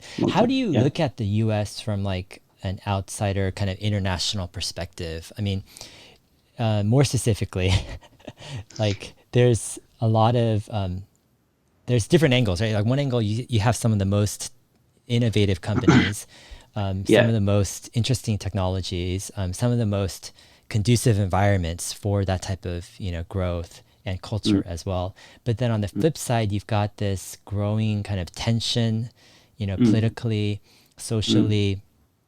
You have kind of this growing chasm. You have also kind of a lot of different stuff spewing out of America to different countries, from the government that other countries are having a hard time understanding. How do you look at all this? Well, how to best describe? I think the United States is a very fascinating case study in a nation. I think overall for me the pros outweigh the cons, but Yeah, it's certainly a very fascinating nation to observe from the outside. Let's just leave it at that. Okay, got it. Do you have any prediction on who will win the election, Trump or Biden? I actually think Trump's probably going to come up with another term, which I wouldn't have said until recently. I've polled my Twitter audience and been paying a little bit of attention just to see what's going on. And the perception I get, which could be totally off again, I'm some Australian guy in Argentina that's high that literally knows nothing. But I'm getting the impression that there's more and more support now coming behind Trump. And I think that if the momentum carries forward, and I think there's a lot of people too that just are embarrassed to talk about the fact they're voting for Trump or being supportive and even potentially lying on polls. But I don't know for sure the outcome. But I don't know, you probably would have seen the recent debate if you're following politics. Yeah. It seemed to me that Trump did himself a lot of favors in the way that he carried himself in that debate. It's very almost presidential, which is a weird way to describe Trump. But yeah, I don't know. What are your thoughts? Who do you think will come up? Yeah, I was just talking with my wife actually about this debate and stuff, and it's like it's fascinating what's going on because there's this whole cultural divide. It's not just in the US, but I think it's other places where you kind of have this humanism centered focus that is group that's closer to urban centers. They actually are more aligned and they benefit from technology more because of the big corporations and the jobs and the economy there. Yes. They are not necessarily pro-police, pro-military, pro-religion or anything like that. They're very humanistic, kind of pro-tech, and they think everything's going awesome. Just keep it, like that.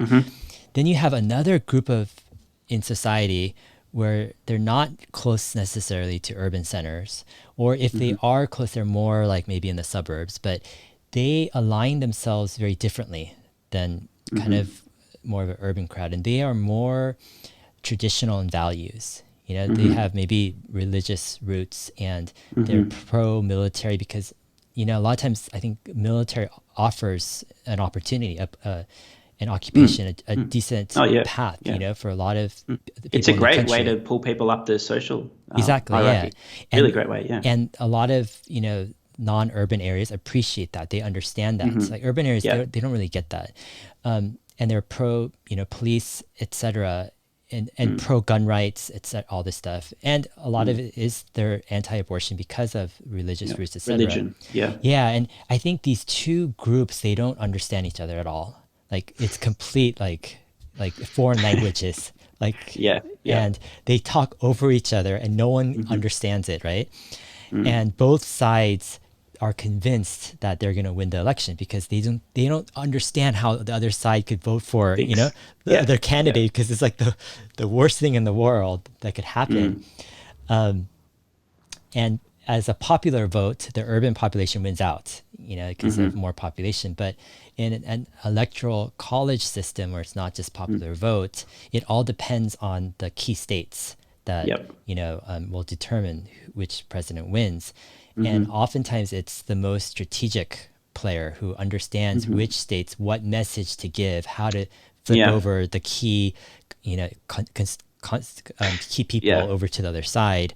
And but in my opinion, Trump is just by far the more strategic person in switching over that, 100%. And half my audience is gonna cry blasphemy, it's but they don't get it because got to call a spade a spade. I mean, exactly. You're not making a judgment on Trump or his values or who he is as a person, but you're right. I mean, during the debate the other evening, I recall a distinct moment where Trump basically called Biden basically said that he wanted to kill the oil industry, and Trump's like, remember that Texas, Oklahoma, like Ohio, destroyed him.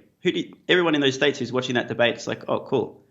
He just got wrecked because Trump realized that, pointing out that he's going to kill the industry that's supporting those states. It's like, he's very masterful at that. So it's one of the things that leads me to think he might get this again. Yeah. I mean, I think in the bigger problem, bigger issues, I've said this publicly, I don't actually support any of the candidates. I just don't think they have a level of competence that I would want in a leader of a country.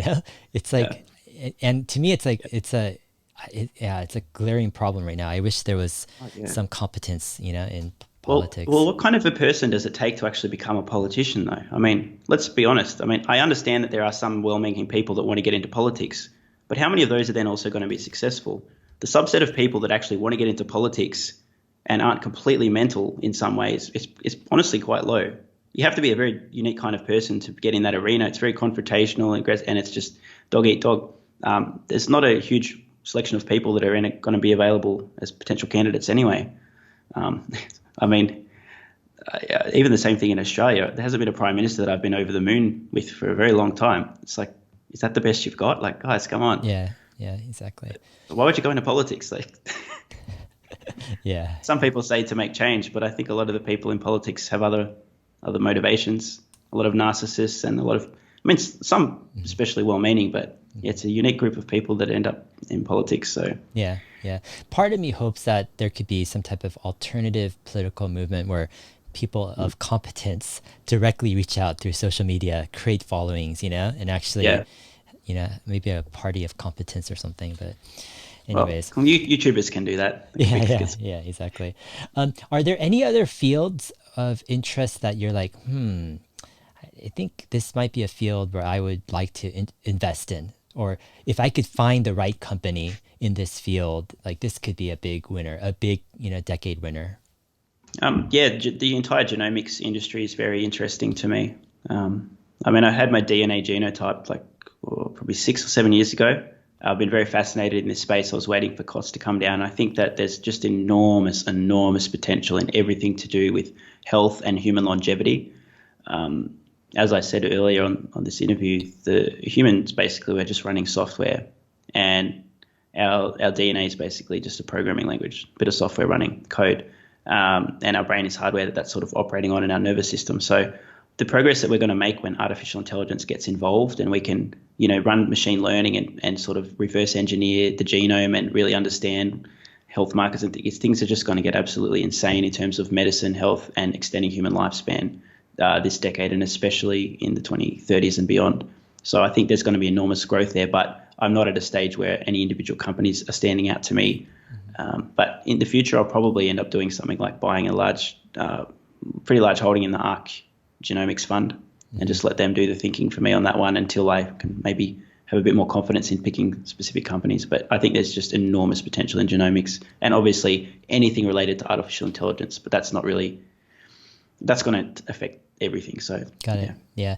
I did like a kind of a deep dive myself several months ago on, like, I took ARC Genomics fund and I went through all their companies. And I just started reading all the annual reports, quarterly reports, and CEO interviews. Actually, the CEO interviews was like fascinating because I was like looking on YouTube and elsewhere to find out, what these guys are saying. And like I invested in a few of the companies where I thought maybe they have a chance. But what stuck out the most was that some of the larger cap companies, like stuff like Cellularity, Illumina, those kind of things, or smaller ones? It was more like Invitae, Okay. I felt they had maybe better potential. Illumina, I felt like they were kind of so salesy, like they're just like this huge sales organization right now. But like one of the things stuck out, I'm like, oh man, there's no Tesla, there's no Elon Musk in terms of the clarity of thinking that these CEOs have and the level of execution that that they're pursuing. It just seems like a bunch of R&D like projects that maybe can do well, but like I don't see that visionary, like crazy ambitious CEO that just like is just a standout. If I could find that person, it'd be like, okay, let's go further down that rabbit hole. But great. Maybe Elon one day will touch genomics. So I remember in some interviews years ago, that was actually one of the fields he was quite interested in his high school or college years. So you never know. Once he steps down from Tesla and is pursuing SpaceX and Neuralink, maybe a genomics company may start too, if he's got the mental bandwidth. Yeah, I mean, I think like actually Neuralink has a lot of like possibility to cross over to genomics in some ways. Definitely. Because once you have AI in your brain, there's a lot of stuff that it can monitor with your body and your health. It's like with Neuralink, I've had mixed feelings about it throughout the years. Initially I'm like, it's like, why, do we want, or why would people want something, like attached to their head? Also, I'm skeptical of the government's overreach. So I'm like, how could the government somehow not just hack in, but just with more data and more like the government is learning more about everyone and everything, and it's just like the more we, I don't know, just reveal this into space, it's like more danger. But then over Yeah. time, my mom has, just this past year, we've been seeing like this deterioration of mental faculties, and it's been this huge weight on us. And I'm like, wow, this is actually a huge problem. These Yeah. mental illnesses, aging, various different, problems where the brain could actually Yeah. could fix. I think Neuralink could have some major possibilities. And then, Oh, enormous. Yeah. yeah, and then when I think about that, then I think, okay, then you've got this second kind of thing where The AI. Neuralink could actually become the next great platform after the smartphone. Because if you think about it, the smartphone kind of dominated even Windows and PC. Like, the computing platform is like whatever compared to the amount of. Yeah. Once you put the smartphone inside your head. Exactly. So, Yeah. I mean, everyone's talking about, virtual reality and all this stuff, AR, assisted whatever reality. But what if actually things skip virtual reality and actually go straight to your head, where the virtual reality becomes in your head through the Neuralink? And what if that platform of virtual reality is Neuralink, and everything has to be programmed on the Neuralink platform? Meaning, what if the great platform of the next century is actually Neuralink's platform, and they have their own development SDK, the APIs, everyone has to build their programs on that platform. This thing is going to be huge. We're talking about multiple orders of magnitude bigger than iOS or Android. Oh, yeah. This is perhaps, could be the most valuable company in the world, I think, when you look at it that angle. But I haven't heard people talking about, that type of potential. Well, I think unless they've read, The Singularity is Near, or have an understanding of how much technology can progress and what exponential growth looks like, it's hard to really contextualize the potential for Neuralink. But I mean, the increase in bandwidth in terms of communication, the potential to like expand the scope and scale of consciousness. If we augment our memory and our intelligence and our emotions, it's just going to be a whole other. It's impossible to imagine the possibilities. Let's just put it that way. Yeah. I've read a ton on the brain and have a pretty clear understanding of how plastic it is and what feedback you can do to cause things to happen. So I can map on my understanding of the brain to Neuralink and see the potential, and it's absolutely ludicrous. I actually have an idea. It's pretty out there, but I may as well share it. In the future, SpaceX may develop spacecraft that can transport people electronically and then recreate them on other planets over the long term. You can transport in a very low mass vehicle with some bits. That's basically someone's consciousness. I see this coming as being like a very long-term vision where SpaceX is actually colonizing the cosmos, not necessarily by moving biology around, but where our brains and consciousness end up via Neuralink. Interesting. Yeah. I will give it 30 years. Yeah. Man, I have actually a lot of thoughts on consciousness, but we will save that.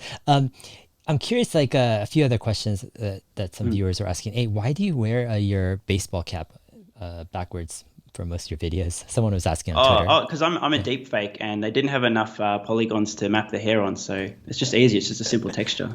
Got it. Yeah. So I'm talking to.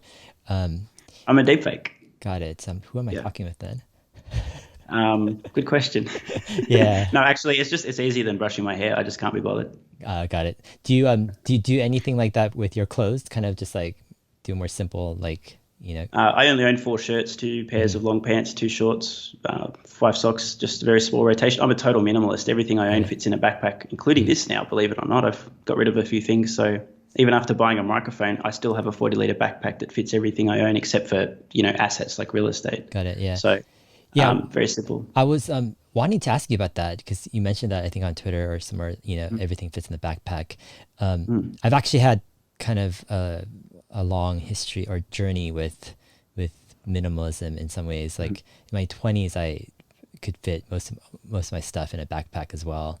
But speaking from someone who understands that, I think like people can pass it off and say, oh yeah, whatever, but they don't understand like how much like focus and priority it takes to really do that. Like it's, I think, vastly underestimated, to people, because it's just not common, people are like, okay, maybe the guy doesn't have money to, or, whatever, to buy something or whatever. Yeah. So that's all he has, right? Or that's all he wants or something. But I'm curious, like with your thing, you're obviously, you could, purchase more if you wanted to. And, I mean, maybe is it just travel? It's just easier to travel, or is it something that you want to continue on, or what's your perspective on, all this stuff? Yeah, I've been I guess I'd call myself a minimalist now for about a decade.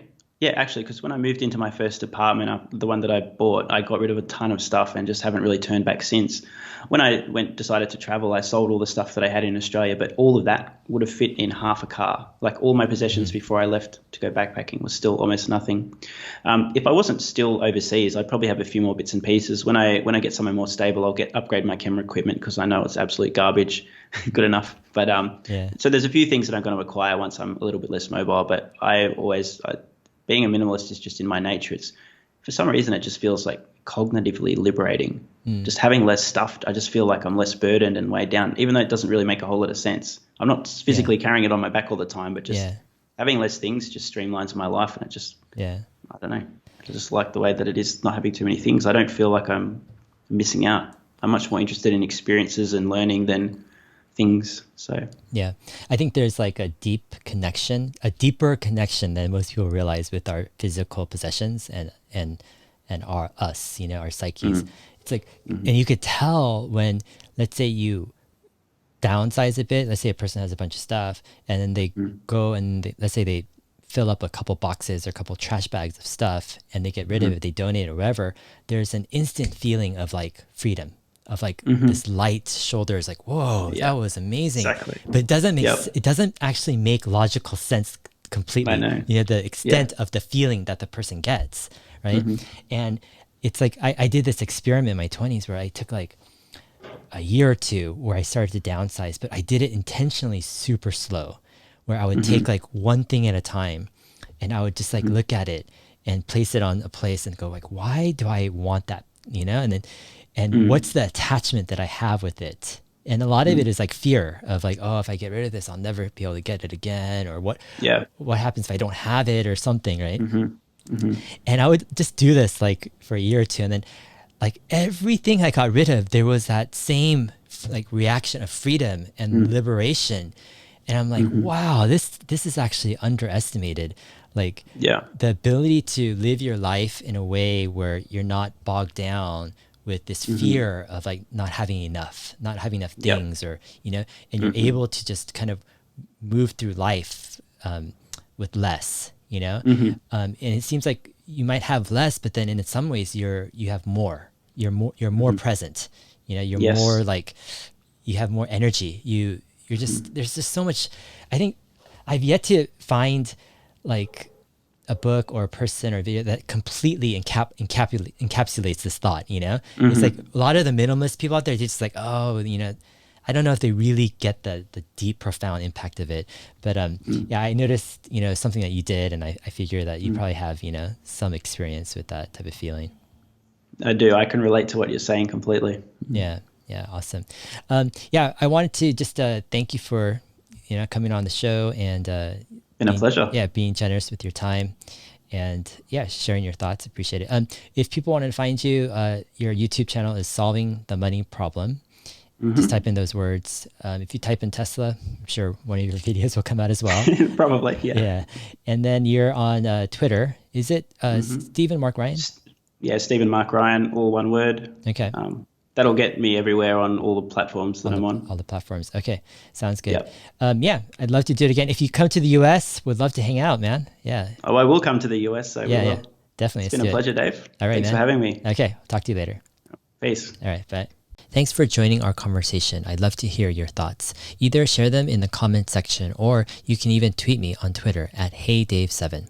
My next interview will be with Chicken Genius Singapore, who also runs a YouTube channel focused on Tesla and other investing topics. Consider subscribing to my channel to keep updated. Thanks again.